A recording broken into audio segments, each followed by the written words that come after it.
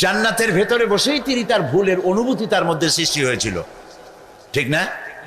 এ কোরআন শরীফে আছে। আল্লাহ বললেন আমি তাকে কিছু কালেমা শিখাই দিলাম। আমাদের পিতা আদম আলাইহিস সালাম জান্নাতের ভেতরে বসেই প্রস্তুতি নিলেন যে ভুল তো করছি, এখন মাপ পাওয়ার পথ কি? যদি আল্লাহ প্রশ্ন করেন এত জিনিস এত নিয়ামত থুইয়া তুমি যেটা নিষেধ করলাম ওইটার কাছে গেলা কেন, এই প্রশ্ন যদি আল্লাহ করেন তাহলে আমি কি বলবো?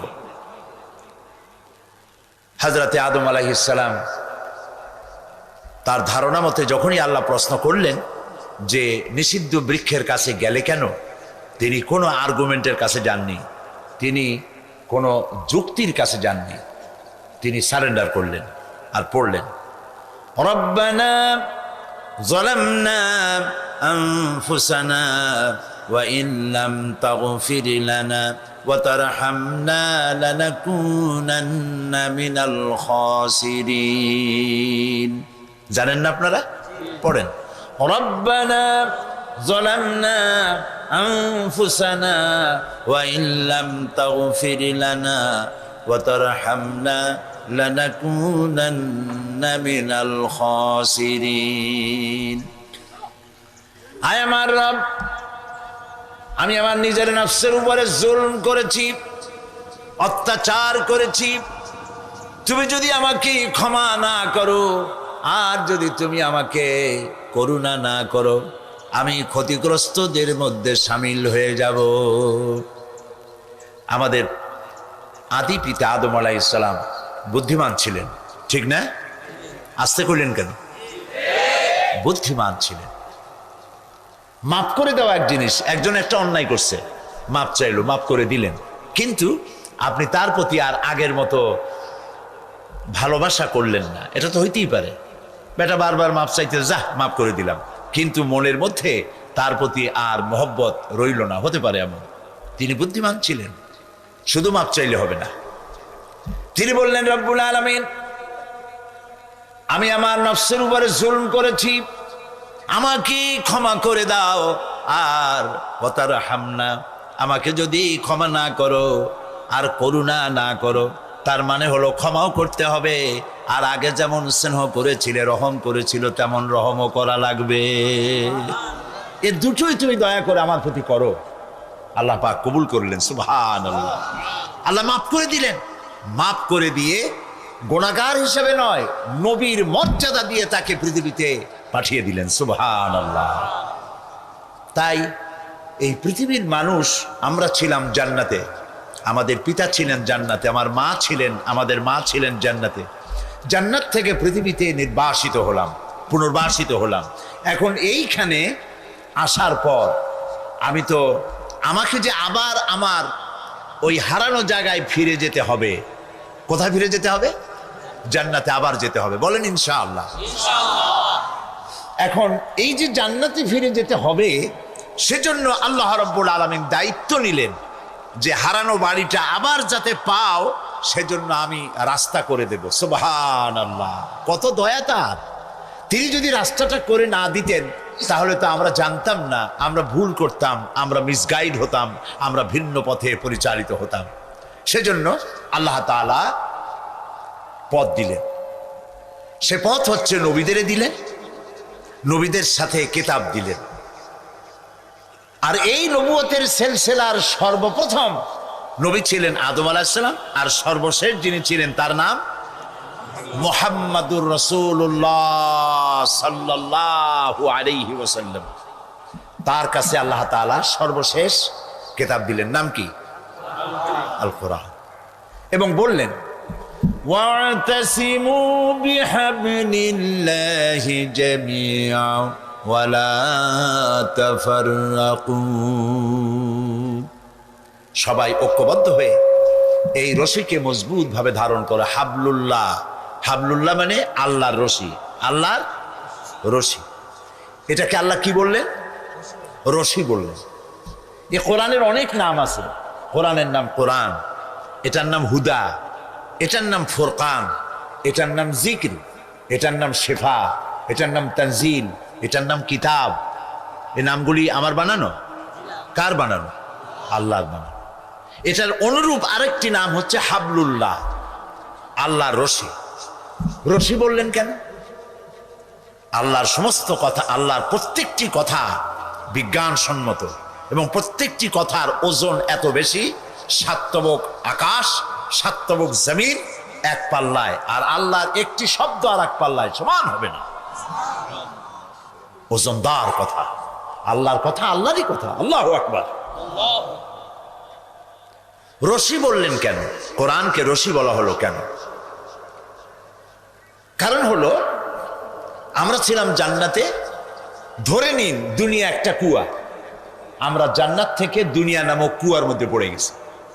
এখন কুয়ায় পতিত মানুষ উঠাবার জন্য এই যে আপনারা দুইজন চেয়ারে বসে খালি মোড়ামুড়ি করেন কেন? এই যে মাইকের অপারেটর যারা, এ তো শোনাই যাচ্ছে, আপনারা এক একবার মোড়ামুড়ি করেন, আপনারা সবাই ওই দুইজনের জন্য দোয়া করেন, জি, যাতে এটা ভালোভাবে চলে। কনা আমি ওই জায়গায় একজনে বলতেছে কানের তালা ফাটিয়ে যাওয়ার কায়দা হয়ে গেছে। যাই হোক, দুনিয়া নামক কুয়ার মধ্যে আমরা পড়ে গেছি। এখন কুয়া দিয়া মানুষ উঠাবার জন্য সব থেকে সহায়ক কি? বাঁশ। বাঁশ নামাই দিলে হবে? সব থেকে সহায়ক কি? রশি, দড়ি। কুয়ার মানুষ উঠাইতে হলে দড়ি লাগবে। সুবহানাল্লাহ। আল্লাহ কোরআনে বানাইলেন দড়ি। আল্লাহু আকবার। এখন কুয়া দিয়ে মানুষ টাইনে উঠাবার জন্য রশির ব্যাপারে দুইটা শর্ত থাকতে হবে। এক নম্বর শর্ত, দড়ি হতে হবে মজবুত, পচা পাটের দড়ি হলে হবে না। পচা দড়ি যদি হয় তাহলে দড়ি ছাড়িয়ে দিবে, এরপরে যারা ঝুলে পড়বে দড়ি ধরে ওঠার জন্য, উপর দিয়ে টান মারবে, দড়ি যাবে ছিঁড়িয়া, যাও লোকগুলো বাঁচত তাও দাঁত ভেঙে মরবে। এই গেল এক নম্বর শর্ত। দুই নম্বরের শর্ত হলো, দড়ি যিনি ধরবেন উপরের থেকে, সেই দড়িটা যিনি ধরবেন তার হাত হতে হবে মজবুত। তার হাত যদি মজবুত না হয়ে শিথিল হয়, তাহলে নিচের লোকেরা যখন ঝুলে পড়বে, আর হাত থেকে যদি উনি ওজন রাখতে পারলেন না, হাতের থেকে ফসকে গেল, তাহলে মানুষগুলি শেষ হয়ে যাবে। ঠিক না? তাহলে দুইটা শর্ত। এক নম্বর হচ্ছে দড়ি হতে হবে মজবুত, আর যিনি ধরবেন তার হাত হতে হবে মজবুত। আল্লাহর এই দড়ি পচা পাটের দড়ি, সব থেকে শক্তিশালী মজবুত। সুবহানাল্লাহ, সব থেকে মজবুত। আর আল্লাহর হাত, এর থেকে শক্ত হাত পৃথিবীতে কারো আছে? আকাশে কারো আছে? তাহলে এই কুয়ায় পতিত মানুষগুলিকে তুলে নেওয়ার জন্য কোরআন নামক দড়ি আল্লাহ ছেড়ে দিলেন। ধরো, পৃথিবীর সব মানুষ মজবুত হয়ে ধরো এটাকে। ওয়ালা তাফাররাকু, ধরার ব্যাপারে বিচ্ছিন্ন হয়েও না। ওয়াতাসিমু, ঐক্যবদ্ধভাবে ধরো, আস্তাতা নয়, বিচ্ছিন্ন ভাবে নয়। ওয়াতাসিমু বিহাবলিল্লাহি জামিয়া, ঐক্যবদ্ধভাবে ধরো এটাকে, মজবুত ভাবে ধরো। তাহলে এই দড়ির অপার প্রান্ত যার হাতে ধরা, তিনি দড়ি ধরে তোমাদেরকে হারানো বাড়িতে আবার পৌঁছে দেবেন। এ হচ্ছে সেই কিতাব। এই কিতাবের সাথে আমাদের সম্পর্ক কি? আজ ১৫০০ বছর, কোরআন নাজিলের ১৫০০ বছর পর এই কোরআনের সাথে আমাদের সম্পর্ক মজবুত না শিথিল? না, শিথিল।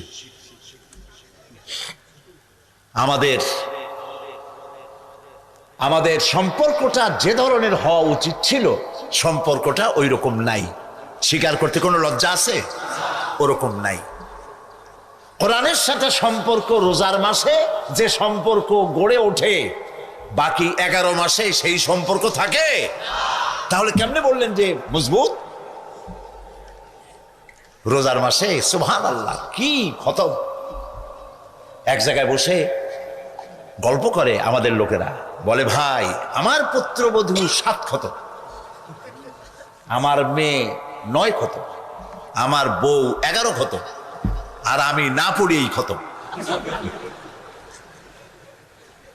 এই যে 7 খতম 9 খতম 10 খতম খতম করলেন, আপনি কি একটা লাইনও বোঝেন? বউতে বুঝেছে, পুত্রবধূ বুঝেছে? ইন্না লিল্লাহি ওয়া ইন্না ইলাইহি রাজিউন। কোরআন শরীফ এইভাবে খতম করার জন্য আসে নাই।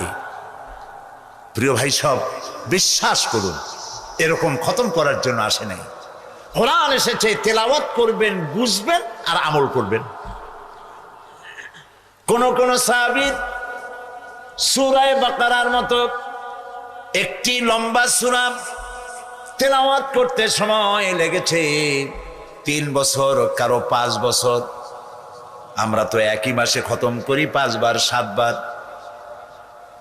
3 বছর 5 বছর লাগলো কেন? এক একটি আয়াত তারা তেলাওয়াত করেছেন, বুঝেছেন, বাস্তব জীবনে আমল করেছেন। ব্যক্তিতে, পরিবারে, দোকানে, হাটে বাজারে যে আয়াত যেখানে সেখানে জীবনের উপরে আমল করেছেন। তারপরে আর একটা পড়েছেন, সেটা বুঝেছেন, আমল করেছেন, আবার আরেকটা তেলাওয়াত করেছেন, বুঝেছেন, আমল করেছেন। এইভাবে গোটা কোরআন শরীফ বুঝে আমল করে তারা যখন রাস্তা দিয়ে যেতেন, সাহাবীরা, নবীর সাহাবীরা যখন রাস্তা দিয়ে হাঁটতেন, মানুষেরা বুঝতে পারত জীবন্ত কোরআন যেন হেঁটে যেতেছে, কোরআন হাঁটতেছে। সুবহানাল্লাহ। রাসূলুল্লাহর জীবনটা কি ছিল? হযরত আয়েশা সিদ্দিকা রাদিয়াল্লাহু তাআলা আনহাকে যে প্রশ্ন করা হয়েছিল, সকলের অধিকাংশ লোকেরাই সেটা জানেন। হযরত আয়েশাকে প্রশ্ন করার পর, তার চরিত্র সম্পর্কে জানার জন্য প্রশ্ন করার পর, আমাদের মা হযরত আয়েশা জবাবে বলেছিলেন, রাসূলের চরিত্র জানার জন্য আমার কাছে প্রশ্ন করার কোনো প্রয়োজন নাই। যদি তোমরা কোরআন বুঝে থাকো, কোরআন যদি পড়ে থাকো আর বুঝে থাকো, নবীর চরিত্র আমার কাছে জিজ্ঞাসা করার দরকার নাই। কোরআনে যা পড়েছো তার বাস্তব নমুনা যদি দেখতে চাও, আল্লাহর নবীর দিকে তাকায়া দেখো। যেটা কোরআন সেটাই নবীর চরিত্র। সুবহানাল্লাহ। যেটা কোরআন সেইটাই নবীর চরিত্র। এজন্য নবী করিম সাল্লাল্লাহু আলাইহি ওয়াসাল্লামের 23 বছরের জীবনের হুবহু নমুনা হচ্ছে কোরআন শরীফ। আর কোরআন শরীফের ব্যাখ্যা, তরজমা, তাফসীর, 30 পারা কোরআনের ব্যাখ্যা, তাফসীর, নবী করিম সাল্লাল্লাহু আলাইহি ওয়াসাল্লামের 23 বছরের জীবন। সারা পৃথিবীতে যত তাফসীর রচিত হয়েছে, সমস্ত তাফসীর যা, নবী করিম সাল্লাল্লাহু আলাইহি ওয়াসাল্লামের 23 বছরের জীবন সেটাই। সুবহানাল্লাহ। কোরআন শুধু মুখস্থ করার জন্যে, শুধু তেলাওয়াতের জন্য নাজিল হয় নাই। কোরআন এসেছিল একটি বিপ্লব সাধন করার জন্য। আপনি কি ভাবতে পারেন একখানা কিতাব একটি বিপ্লব করেছে? সুবহানাল্লাহ। বিপ্লব তো এমনি এমনি হয় না। বিপ্লব তো বোঝেন, রিভলিউশন, বিপ্লব, ইনকিলাব। এক একটা বিপ্লবে লক্ষ লক্ষ মানুষের রক্ত প্রবাহিত হয়, জীবন দিতে হয়। সমাজতন্ত্র, কমিউনিজম প্রতিষ্ঠিত করতে গিয়ে এখনো রাশিয়ার বুকে গণকবর আবিষ্কার হচ্ছে। হাজার হাজার মানুষের কঙ্কাল আবিষ্কৃত হচ্ছে। লক্ষ লক্ষ মানুষের জীবনের উপরে প্রতিষ্ঠিত হয়েছিল পৃথিবীর একটি ঘৃণ্যতম মতবাদ, সমাজতন্ত্র বা কমিউনিজম। ইসলামের বিপ্লবের জন্য এত রক্তের প্রয়োজন হয়নি। মাত্র কয়েক শত লোকের জীবনের বিনিময় একখানা কেতাবের বরকতে একটি নীরব বিপ্লব সাধিত হলো বিশ্বের বুকে। সেই কেতাবখানার নাম কোরআন শরীফ। সুবহানাল্লাহ করতে ইচ্ছে করে না? একটা কিতাবে একটা বিপ্লব করেছে। আল্লাহু আকবার। একখানা কিতাব একটা বিপ্লব করলো। কি বিপ্লব করছে? মরা মানুষগুলোরে জেতা বানাই দিছে। মরা মানুষগুলো কি হয়েছে? জীবিত হয়ে গিয়েছে। নবী করিম সাল্লাল্লাহু আলাইহি সাল্লাম যখন পৃথিবীতে এসেছিলেন, মানুষগুলো তখন আপনারা বলবেন জীবিত তো ছিলই। আবু জাহাল, আবু লাহাব, উতবা, সাইবা, মুগিরার গোষ্ঠীরা, এরা কি মৃত্যু ছিল না জীবিত ছিল? জীবিত ছিল, কিন্তু নৈতিকতার দিক থেকে ছিল কি? মৃত্যু। এই জন্য কবি বলছেন, এমনি একটা মানুষ হাঁটাচলা করে এটাই তার জীবিত থাকার প্রমাণ নয়। জীবিত থাকার প্রমাণ হলো তার আত্মার বিকাশ হচ্ছে কিনা, তার হাত পাও চক্ষু কর্ণ মানুষের মতো কাজ করছে কিনা। মানুষ আর পশুর মধ্যে পার্থক্য আছে না নাই? আছে কিনা? এই জন্যই তো নাটোরের কোনো গরু, কোনো ষাঁড়, রাজশাহীর কোনো গরুর পেট যদি শিং দিয়া ফুটা করে দেয়, তাহলে নাটোরের গরুর বিরুদ্ধে বাংলাদেশের কোনো আদালতে মামলা দায়ের হবে না। কিন্তু এই কামটা যদি কোনো মানুষে করে তাহলে মামলা। তাহলে এর দ্বারা বোঝা গেল মানুষ আর পশু এক জিনিস নয়।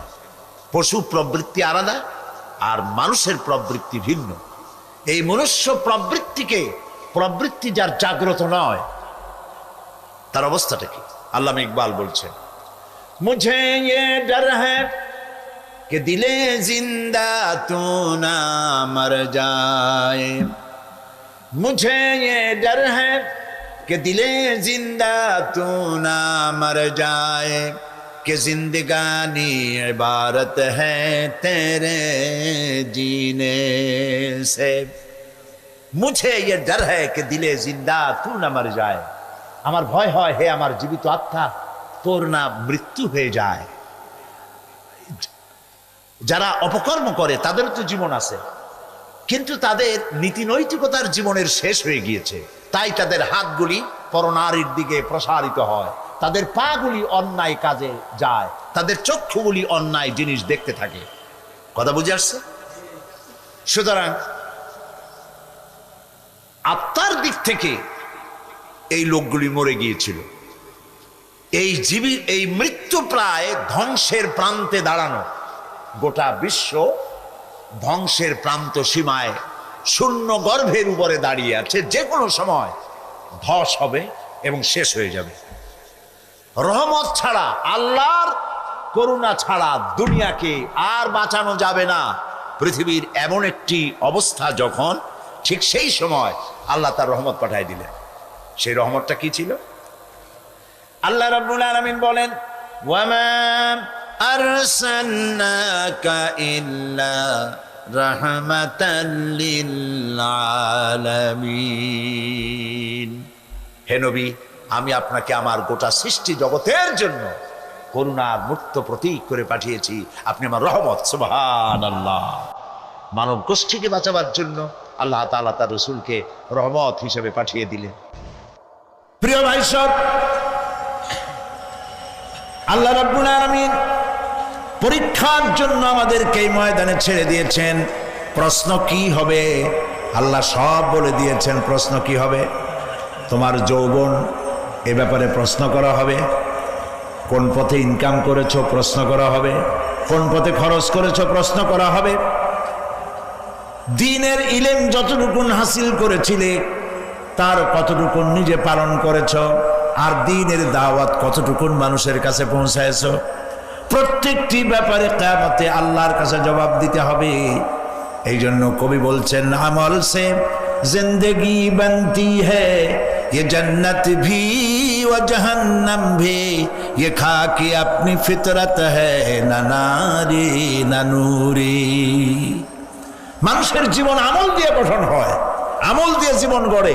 নইলে এই মাটির তৈরি দেহ জান্নাত আর জাহান্নামের কিছু দিয়ে তৈরি হয় নাই।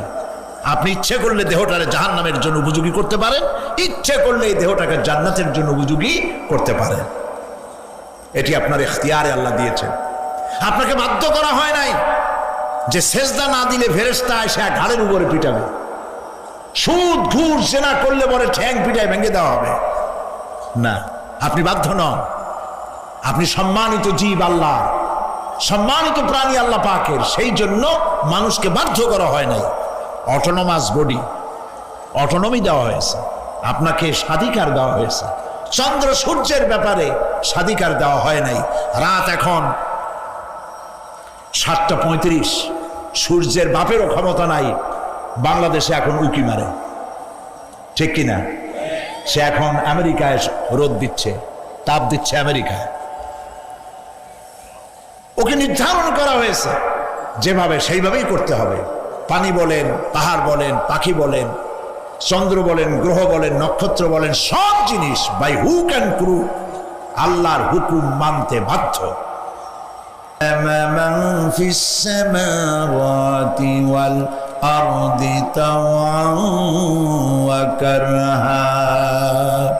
আল্লাহর দেওয়া জীবন ব্যবস্থা ছেড়ে দিয়ে তোমরা কি অন্য কোনো মতবাদ তালাশ করো? ওয়ালাহু আসলামা মান ফিস সামাওয়াতি ওয়াল আরদ, অথচ আকাশে যা আছে জমিনে যা আছে সব আনুগত্যের মস্তক আমার সামনে অবনত করে দিয়েছে। সুবহানাল্লাহ। মানুষকে আল্লাহ ইখতিয়ার দিয়েছেন, ইচ্ছে করলে মাহফিলেও আসতে পারেন, ইচ্ছে করলে সিনেমাও ঢুকতে পারবেন, অসুবিধা নেই।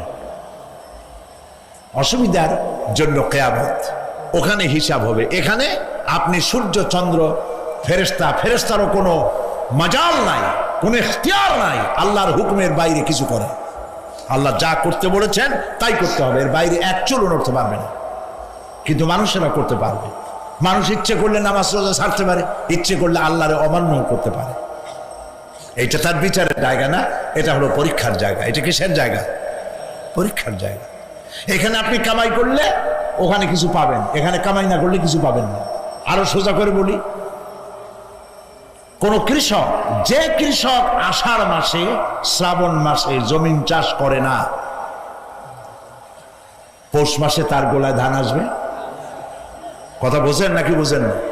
পৌষ মাসে গোলায় ধান আসবে? কোনো পাগলও বলবে না যে তুমি তো চাষই করো নাই, তুমি জমিনে, তোমার জমিনের ফসল তোমার ঘরে আসবে কেন? কাজী এই দুনিয়ায় পরীক্ষা দিলে এখানে রেজাল্ট হয়, এখানে গাছ লাগাইলে এখানে ফল দেয়। কিন্তু মানুষের জন্য আল্লাহ পাক যে আমল তৈরি করেছেন, পরীক্ষা নেবেন, সেই পরীক্ষার রেজাল্ট এখানে হবে না। পরীক্ষার রেজাল্ট আউট হবে কোথায়? আখিরাতে। বলেন সবাই, কোথায় হবে? পরীক্ষার রেজাল্ট আউট হবে কোথায়? আখিরাতে।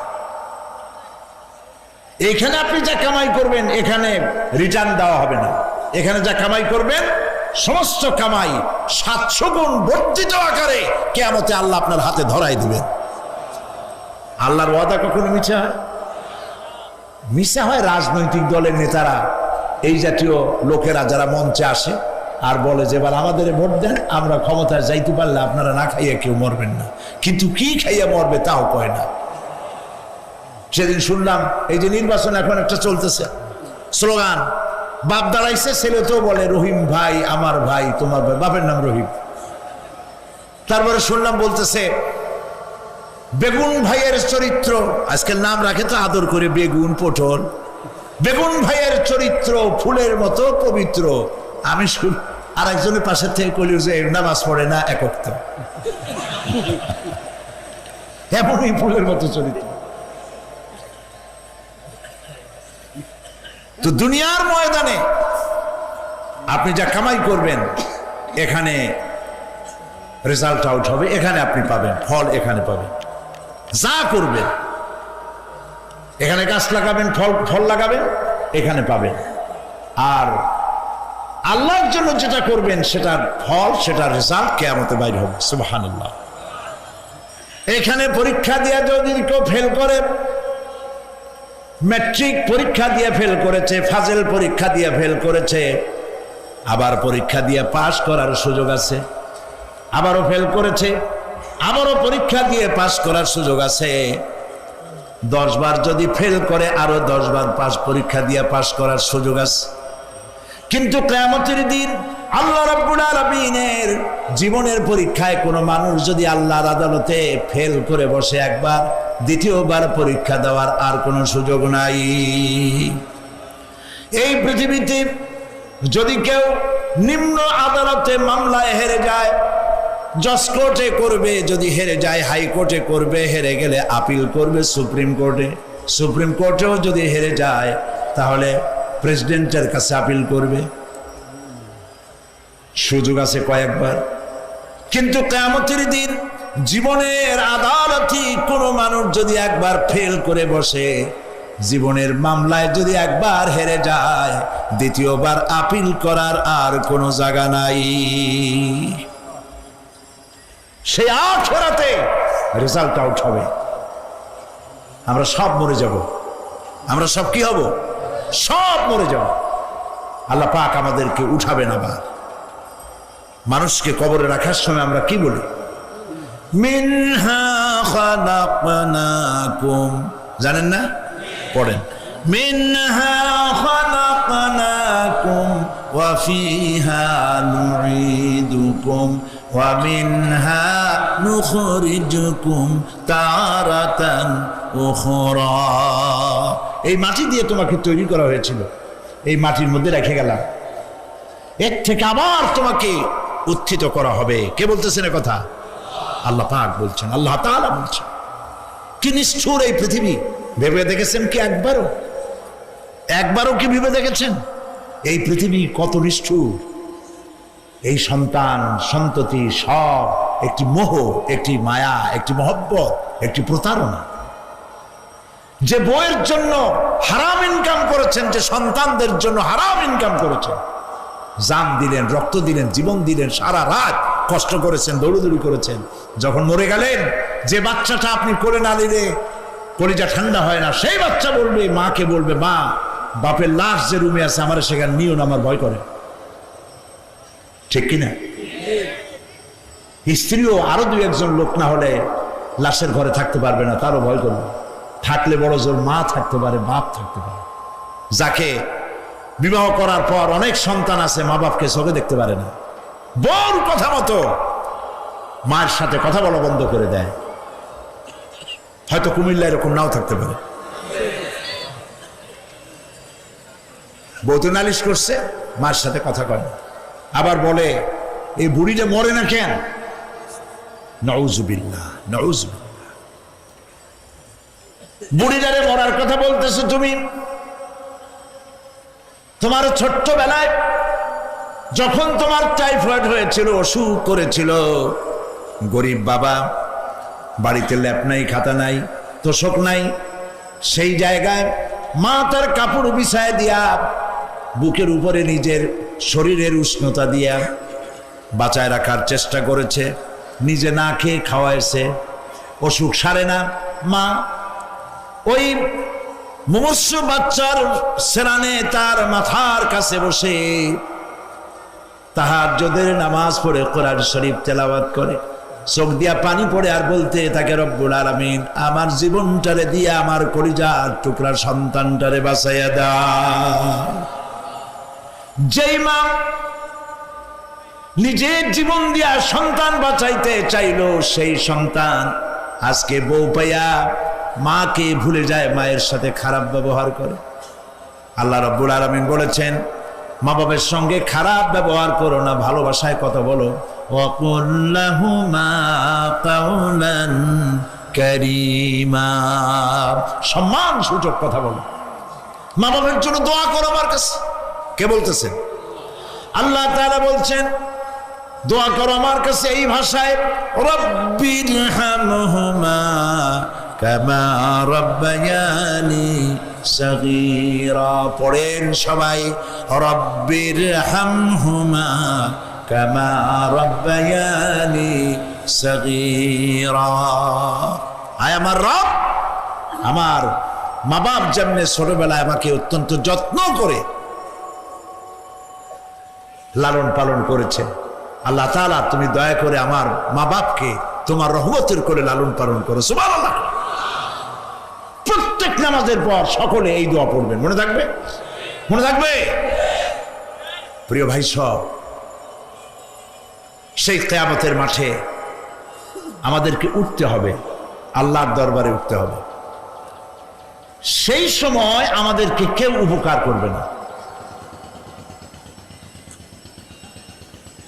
يوم لا ينفع مال ولا بنون, সম্পদ আর সন্তান সন্ততি কোনো কাজে লাগবে না। মা তার সন্তানকে চিনবে না, সন্তান তার মাকে চিনবে না, বাপ তার সন্তানকে চিনবে না, কেউ কাউকে পরিচয় দিবে না। কি মারাত্মক অবস্থা! মানুষ চরম অসহায় হয়ে যাবে। চতুর্দিকে ফেরেশতার আনাগোনা, সূর্য মাত্র 1 হাত উপরে, প্রচন্ড তাপ নিয়ে সূর্য অবস্থান নেবে, মাথার চান্দি ফেটে গিয়ে গুনাহগারের মাথার মগজ গলে গলে পড়তে থাকবে। পিপাসার যন্ত্রণা জিহ্বাটা ঝুলে কুকুরের মতো করে নাভিস্থল পর্যন্ত ঝুলে পড়বে। কেউ উপকার করবে না, কেউ জিগাবেও না। অনেক লোক আছে পীরের কাছে মুরিদ হয় আর মনে করে পীর সাহেব তারে কিয়ামতে সুপারিশ করবে। অসম্ভব। আয়াতুল কুরসির মধ্যে আমরা পড়ি মান যাল্লাযী ইয়াশফাউ ইনদাহু ইল্লা বিইজনিহি। কে আছে এমন, কার হিম্মত আছে আল্লাহ পাকের বিনা অনুমতিতে কথা বলে? সুবহানাল্লাহ বলে। কোথার পীর কোথার খাজা বাবা হারায় যাবে। ইব্রাহিম আলাইহিস সালামের মতো পয়গম্বর কি মনে করে আল্লাহর খলিল। ইব্রাহিম আলাইহিস সালাম আল্লাহর কি? আল্লাহর খলিল। আল্লাহর খলিল কিয়ামতের দিন বলবেন আল্লাহ পাক, আয় আল্লাহ তাআলা, আমার বাপের কাছে আমার একটা ওয়াদা ছিল, আমি সুপারিশ করব তার জন্য, তুমি দয়া করে আমার বাপকে জাহান্নাম থেকে ক্ষমা করো, আমি তার জন্য সুপারিশ করতেছি। আল্লাহ তাআলা বলবেন, ইব্রাহিম তোমার সুপারিশ মঞ্জুর হলো না। কথা বুঝতেছেন না? বুঝতেছেন না? ইব্রাহিম আলাইহিস সালাম যদি বাপের জন্য সুপারিশ করতে না পারে, ইব্রাহিম আলাইহিস সালাম তিনি যদি তার বাপের জন্য সুপারিশ করে যদি ব্যর্থ হন, আপনার পিসাব কোন কামে লাগবে চিন্তা করেন। নবী করিম সাল্লাল্লাহু আলাইহি ওয়াসাল্লামকে প্রশ্ন করা হয়েছে, হে রাসূল আপনার আব্বা আম্মার অবস্থা কি হবে? কথা কি শোনেন নাকি? আপনার আব্বা আম্মার অবস্থা কি হবে? নবী করিম সাল্লাল্লাহু আলাইহি ওয়াসাল্লাম বলেছেন, আমি আমার আব্বা আম্মার কোন উপকারে আসবো না। ইন্না লিল্লাহি ওয়া ইন্না ইলাইহি রাজিউন। তাহলে কোন সাহসে মনে করতেছেন কোন পীর কোন একটা বিদেশ থেকে দেশের থেকে একটা নাজিল হলো আর ওইটার পিছনে পিছনে দৌড়াবেন, সে আপনারা নাজাত দেবে, তার পায়ে চুমা খাবেন? এই পায়ে হাত দিয়ে কদম বুঝি করা বাদ দেন। টাকা ইনকাম করার জন্য মানুষকে ভুল পথে পরিচালিত করছে অনেক পীর। আছে না এমন? খালি মানুষে টাকা দেয়, জামায় অনেক পকেট, খালি টাকা নেওয়ার সমানে ঢুকাইতে থাকে চতুর্দিক দিয়ে। বাইরে বোঝার উপায় নাই, কিন্তু অনেক পীর আছে এমন, ঢাকা শহরে বড় বড় মার্কেটের মালিক, আমি জানি বড় বড় মার্কেটের মালিক, বিরাট ব্যবসায়ী, জামা পরিষ্কার করে না 2 মাসেও। মানুষকে দেখাবার জন্য গামছাটা নাকের কাছে ধরে ফত ফত করে আওয়াজ করে, মনে হয় যেন কাঁদতেছে। আর্টিফিশিয়াল তাসান্নু। হাবিজাবি জিকির শিখায়, লা ইলাহা কতক্ষণ, ইল্লাল্লাহ কতক্ষণ, আল্লাহ আল্লাহ কতক্ষণ। কোথায় পাইছো ইল্লাল্লাহ? ইল্লাল্লাহ কিসের জিকির? ইল্লাল্লাহ মানে কি? আল্লাহ ছাড়া, আল্লাহ ছাড়া, আল্লাহ ছাড়া, আল্লাহ ছাড়া কি? কাজী রাসূলুল্লাহ যা করেন এগুলি বেদাত। এই সব পীরের পাশে যাবেন না, মনে থাকবে।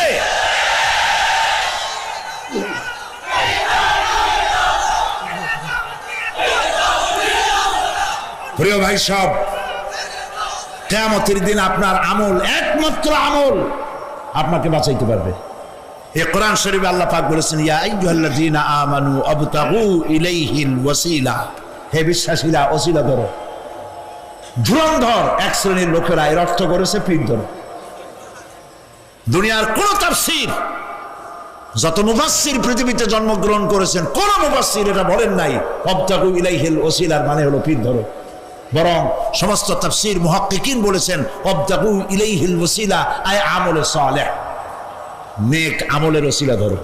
সুবহানাল্লাহ, নেক আমলের ওসিলা ধরো। প্রিয় ভাই সব, ধান্দাবাজি ছাড়তে হবে।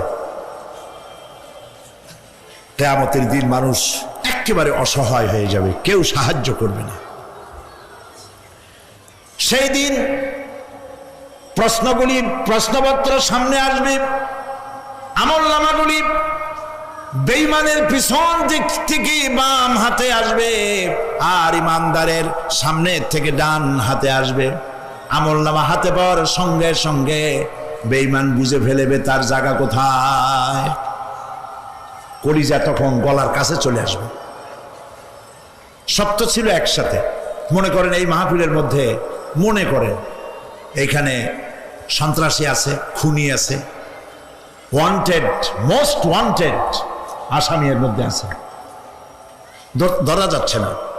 অনেক মানুষের মধ্যে হঠাৎ করে অর্ডার হলো যে ভিতরে এসবিআই ঢুকিয়ে দেওয়া হয়েছে, গোয়েন্দা বিভাগের লোক ঢুকিয়ে দেয়া আছে, সন্ত্রাসী মোস্ট ওয়ান্টেড যারা আছে বেরিয়ে পড়ো, এক মাসে চলে আসো। তখন অবস্থাটা কি হবে তাদের? মজা লাগবে?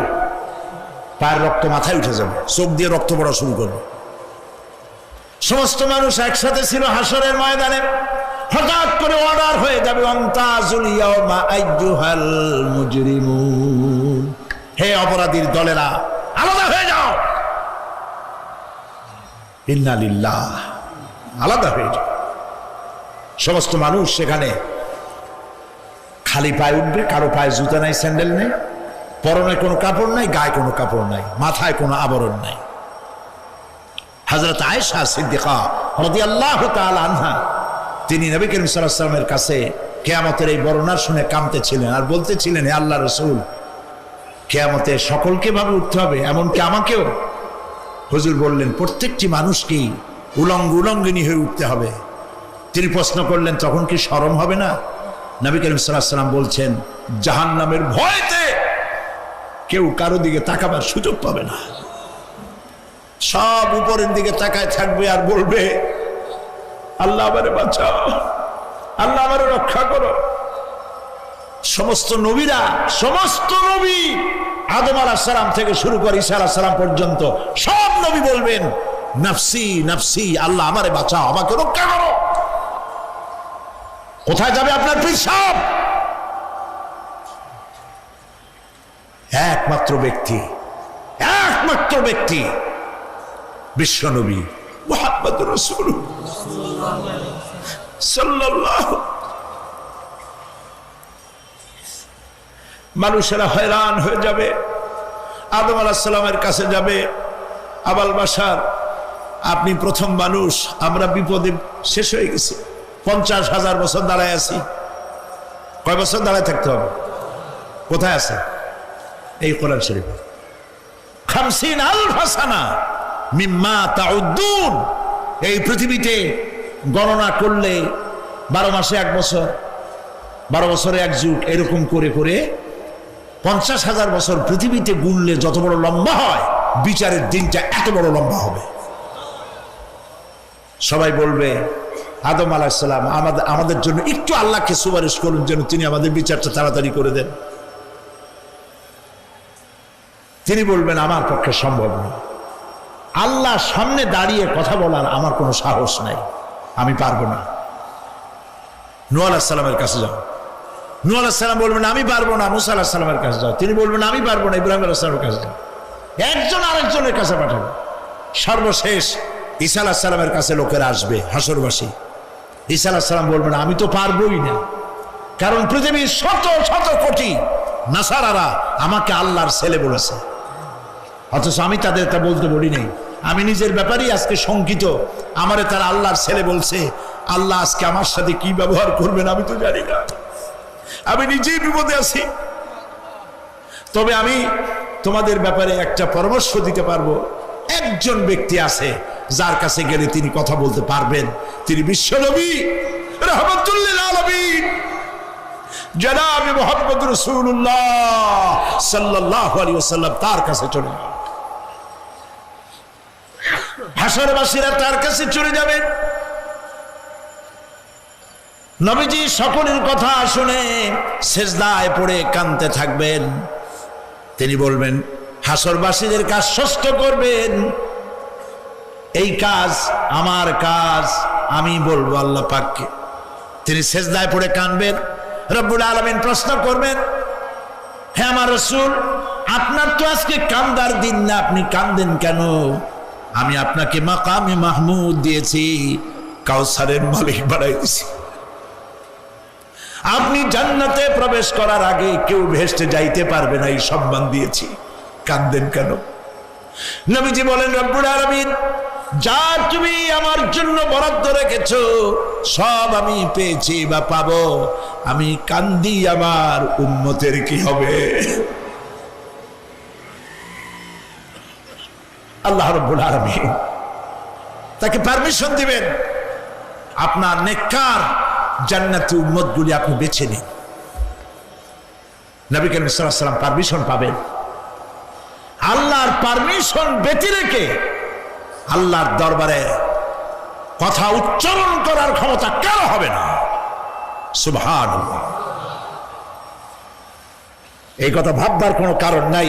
অমুক পীর সাহেবের অনেক মুরিদ আছে, সব মুরিদ টুরিদ নিয়ে নারায়ে তাকবীর জিন্দাবাদ, পীর সাহেব জিন্দাবাদ, এই সমস্ত বাদ বোধ কামে লাগবে না। ওয়া কুল্লুহুম ইয়াতিহি ইয়াউমাল কিয়ামাতি ফারদা। কিয়ামতের দিন প্রত্যেককে একজন একজন করে আসতে হবে আল্লাহর দরবারে। আল্লাহ বলেছেন একজন একজন একজন, মিছিল করার উপায় নেই। আল্লাহ রাব্বুল আলামিনের দরবারে হাজির হয়ে যাবে সেই কঠিন হাসরের ময়দানে। বাঁচার জন্য নবীজি দোয়া শিখায় দিয়েছেন, দোয়া করো, আল্লাহুম্মা হাসিবনি হিসাবান ইয়াসীরা। পড়েন আমার সাথে, আল্লাহুম্মা হাসিবনি হিসাবান ইয়াসীরা, আল্লাহুম্মা হাসিবনি হিসাবান ইয়াসীরা। হে আল্লাহ, তুমি আমার সহজ হিসাব নাও। নবী করিম সাল্লাল্লাহু আলাইহি ওয়াসাল্লাম নিজেই দোয়া করেছেন। চিন্তা করেন, আল্লাহ পাক নিজে, আল্লাহ তাআলা তিনি নিজে প্রশ্ন করবেন এবং পাপগুলি দেখাই দেবেন, এই সব পাপ করছো। মানুষ, আল্লাহর বান্দা ভয় চোটে কলজা গলা দিয়ে বেরিয়ে যেতে থাকবে, বেরিয়ে যেতে চাইবে, তার বাষ্পরুদ্ধ হয়ে আসবে, বলতে থাকবে, আল্লাহ আমি করে ফেলেছি, আমি মাপ চাই, তোমার কাছে ক্ষমা ভিক্ষা চাই। আল্লাহ রাব্বুল আলামিন বান্দার কাকুতি বিরতির দিকে লক্ষ্য করে বলবেন, বান্দারে আমি তোকে ক্ষমা করে দিলাম। এটাই হলো হিসাব ইয়াসির, সহজ হিসাব। এই সহজ হিসাব কার কিসমতে আছে কার কিসমতে নাই তা আমরা কেউ জানি না। এই দুনিয়াটাকে আল্লাহ পাক বানাইছিলেন পরীক্ষা নেওয়ার জন্য। কি জন্যে? পরীক্ষা নেওয়ার জন্য। পরীক্ষায় যার যে বয়স এখন আছে, এখানে আমার যা বয়স, আপনার যা বয়স, এই বয়সে যা যা করছি এখন হিসাব করেন। ছোটবেলায় কই মাছের কাঁচা গলার মধ্যে ঢুকছিল, তখন ক্লাস 2তে পড়ি, এরকমের একটা ঘটনা মনে আছে কিনা? মনে নাই? অন্যের বাড়ির আম পাড়তে গিয়া বাড়িওয়ালার সামনে পড়ছিলেন, 2টা থাপ্পড় দিছিল, এসব কথা মনে আছে না? আছে কিনা? এই ছোট্ট ছোট্ট কথাগুলি, কোন পুকুর পাড়ে আসার খাইছিলাম, কেডা মারছিল, সেই ছোট্টবেলা থেকে এই পর্যন্ত এই ছোট্ট কথাগুলি যদি মনে থাকে, তাহলে বড় বড় পাপ কি কি করছেন তা মনে নাই? তাহলে নিজের হিসাব নিজে করো। কিয়ামতে আল্লাহ পাক আমলনামা হাতে দিবেন, বলবেন পড়ো, ইকরা কিতাবাক, পড়ো তোমার আমলনামা। তুমি তোমার হিসাবের জন্য আজকে তুমি নিজেই যথেষ্ট। পড়ে দেখো কি করছো। ইন্না লিল্লাহি ওয়া ইন্না ইলাইহি রাজিউন। প্রিয় ভাই সব, আল্লাহ রাব্বুল আলামিন পরীক্ষার জন্য আমাদেরকে এই ময়দানে ছেড়ে দিয়েছেন। প্রশ্ন কি হবে আল্লাহ সব বলে দিয়েছেন। প্রশ্ন কি হবে? তোমার যৌবন, এ ব্যাপারে প্রশ্ন করা হবে। কোন পথে ইনকাম করেছো প্রশ্ন করা হবে। কোন পথে খরচ করেছো প্রশ্ন করা হবে। দ্বীনের ইলম যতটুকুন হাসিল করেছিলে তার কতটুকুন নিজে পালন করেছো, আর দ্বীনের দাওয়াত কতটুকুন মানুষের কাছে পৌঁছায়ছো, প্রত্যেকটি ব্যাপারে কিয়ামতে আল্লাহর কাছে জবাব দিতে হবে। এই জন্য কবি বলছেন, আমল সে জিন্দেগি বনতি হ্যায়, ये जन्नत भी व जहन्नम भी, ये खाकी अपनी फितरत है, ना नारी ना नूरी। মানুষের জীবন আমল দিয়ে গঠন হয়, আমল দিয়ে জীবন গড়ে, নইলে এই মাটির তৈরি দেহ জান্নাত আর জাহান্নামের কিছু দিয়ে তৈরি হয় নাই। আপনি ইচ্ছে করলে দেহটারে জাহান্নামের জন্য উপযোগী করতে পারেন, ইচ্ছে করলে এই দেহটাকে জান্নাতের জন্য উপযোগী করতে পারেন। এটি আপনার ইখতিয়ারে আল্লাহ দিয়েছেন, আপনাকে বাধ্য করা হয় নাই যে সেজদা না দিলে ফেরেশতা এসে ঘাড়ের উপরে পিটাবে, সুদ ঘুষ জেনা করলে পরে ঠ্যাং পিটায় ভেঙে দেওয়া হবে না। আপনি বাধ্য নন। আপনি সম্মানিত জীব আল্লাহ, সম্মানিত প্রাণী আল্লাহ পাকের, সেই জন্য মানুষকে বাধ্য করা হয় নাই। অটোনমাস বডি, অটোনমি দেওয়া হয়েছে, আপনাকে স্বাধিকার দেওয়া হয়েছে। চন্দ্র সূর্যের ব্যাপারে স্বাধিকার দেওয়া হয় নাই। রাত এখন 7:35 সূর্যের বাপেরও ক্ষমতা নাই বাংলাদেশে এখন উকি মারে, ঠিক কিনা? সে এখন আমেরিকায় রোদ দিচ্ছে, তাপ দিচ্ছে আমেরিকায়। ওকে নির্ধারণ করা হয়েছে যেভাবে সেইভাবেই করতে হবে। পানি বলেন, পাহাড় বলেন, পাখি বলেন, চন্দ্র বলেন, গ্রহ বলেন, নক্ষত্র বলেন, সব জিনিস বাই হুক অ্যান্ড ক্রুক আল্লাহর হুকুম মানতে। জীবন ব্যবস্থা ছেড়ে দিয়ে তোমরা কি অন্য কোনো মতবাদ তালাশ করো? ওয়ালাহু আসলামা মান ফিস সামাওয়াতি ওয়াল আরদ, অথচ আকাশে যা আছে, জমিনে যা আছে, সব আনুগত্যের মস্তক আমার সামনে অবনত করে দিয়েছে। সুবহানাল্লাহ। মানুষকে আল্লাহ ইখতিয়ার দিয়েছেন, ইচ্ছে করলে মাহফিলেও আসতে পারেন, ইচ্ছে করলে সিনেমাও ঢুকতে পারবেন, অসুবিধা নেই। অসুবিধার জন্য কিয়ামত, ওখানে হিসাব হবে। এখানে আপনি সূর্য, চন্দ্র, ফেরেশতা, ফেরেশতারও কোনো মাজাল নাই, কোনো ইখতিয়ার নাই আল্লাহর হুকুমের বাইরে কিছু করে। আল্লাহ যা করতে বলেছেন তাই করতে হবে, এর বাইরে এক চুলও নড়তে পারবে না। কিন্তু মানুষেরা করতে পারবে। মানুষ ইচ্ছে করলে নামাজ রোজা ছাড়তে পারে, ইচ্ছে করলে আল্লাহর অমান্য করতে পারে। এটা তার বিচারের জায়গা না, এটা হলো পরীক্ষার জায়গা। এটা কিসের জায়গা? পরীক্ষার জায়গা।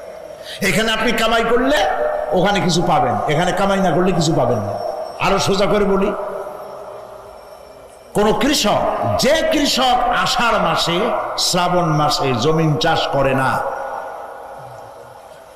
পৌষ মাসে তার গোলায় ধান আসবে? কথা বোঝেন নাকি বোঝেন না? পৌষ মাসে গোলায় ধান আসবে? কোনো পাগলও বলবে না যে তুমি তো চাষই করো নাই, তুমি জমিনে, তোমার জমিনের ফসল তোমার ঘরে আসবে কেন? কাজী এই দুনিয়ায় পরীক্ষা দিলে এখানে রেজাল্ট হয়, এখানে গাছ লাগাইলে এখানে ফল দেয়। কিন্তু মানুষের জন্য আল্লাহ পাক যে আমল তৈরি করেছেন, পরীক্ষা নেবেন, সেই পরীক্ষার রেজাল্ট এখানে হবে না। পরীক্ষার রেজাল্ট আউট হবে কোথায়? আখিরাতে। বলেন সবাই, কোথায় হবে? পরীক্ষার রেজাল্ট আউট হবে কোথায়? আখিরাতে। এখানে আপনি যা কামাই করবেন এখানে রিটার্ন দেওয়া হবে না। এখানে যা কামাই করবেন সমস্ত কামাই 700 গুণ বর্ধিত আকারে কিয়ামতে আল্লাহ আপনার হাতে ধরাই দিবেন। আল্লাহর ওয়াদা কখনো মিথ্যা হয়?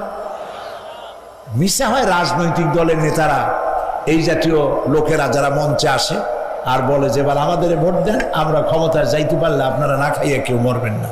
কিন্তু কি খাইয়া মরবে তাও কয় না।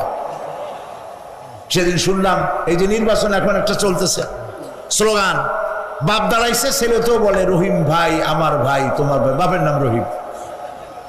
তারপরে শুনলাম বলতেছে বেগুন ভাইয়ের চরিত্র, আজকাল নাম রাখে তো আদর করে, বেগুন, পটল, বেগুন ভাইয়ের চরিত্র ফুলের মতো পবিত্র। আমি শুন, আর একজনের পাশের থেকে কইল যে নামাজ পড়ে না, একক তো এমনই ফুলের মতো চরিত্র। তো দুনিয়ার ময়দানে আপনি যা কামাই করবেন এখানে রেজাল্ট আউট হবে, এখানে আপনি পাবেন ফল, এখানে পাবেন। যা করবেন, এখানে গাছ লাগাবেন, ফল লাগাবেন, এখানে পাবেন। আর আল্লাহর জন্য যেটা করবেন সেটার ফল, সেটার রেজাল্ট কিয়ামতে বাইর হবে। সুবহানাল্লাহ। এখানে পরীক্ষা দিয়ে যদি কেউ ফেল করে, ম্যাট্রিক পরীক্ষা দিয়ে ফেল করেছে, ফাজেল পরীক্ষা দিয়ে ফেল করেছে, আবার পরীক্ষা দিয়ে পাশ করার সুযোগ আছে, আবারও ফেল করেছে, আবারও পরীক্ষা দিয়ে পাশ করার সুযোগ আছে। 10 বার যদি ফেল করে আরো 10 বার পরীক্ষা দিয়ে পাশ করার সুযোগ আছে। কিন্তু কিয়ামতের দিন আল্লাহ রাব্বুল আলামিনের জীবনের পরীক্ষায় কোনো মানুষ যদি আল্লাহর আদালতে ফেল করে বসে একবার, দ্বিতীয়বার পরীক্ষা দেওয়ার আর কোনো সুযোগ নাই। এই পৃথিবীতে যদি কেউ নিম্ন আদালতে মামলায় হেরে যায়, জজ কোর্টে করবে, যদি হেরে যায় হাইকোর্টে করবে, হেরে গেলে আপিল করবে সুপ্রিম কোর্টে, সুপ্রিম কোর্টেও যদি হেরে যায় তাহলে প্রেসিডেন্টের কাছে আপিল করবে। সুযোগ আছে কয়েকবার। কিন্তু কিয়ামতের দিন জীবনের আদালতে কোনো মানুষ যদি একবার ফেল করে বসে, জীবনের মামলায় যদি একবার হেরে যায়, দ্বিতীয়বার আপিল করার আর কোনো জায়গা নাই। সেই আখিরাতে রেজাল্ট আউট হবে, আমরা সব মরে যাব।